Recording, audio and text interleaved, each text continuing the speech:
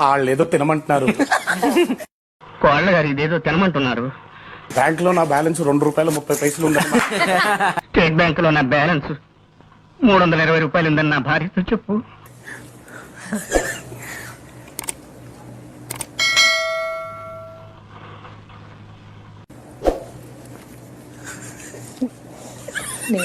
ఎవరక్కడ?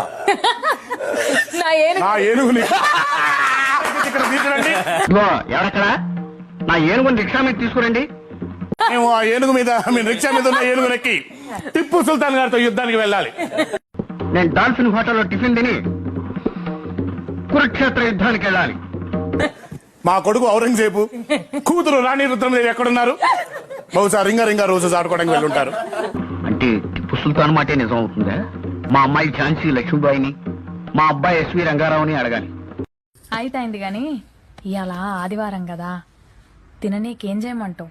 చికెన్ ఎప్పుడు చేయాలనా లేదంటే పులుసు పెట్టాలనా? మీ మావని అడగరాదే, ఆయనకి ఏం నచ్చితే చెయ్యి.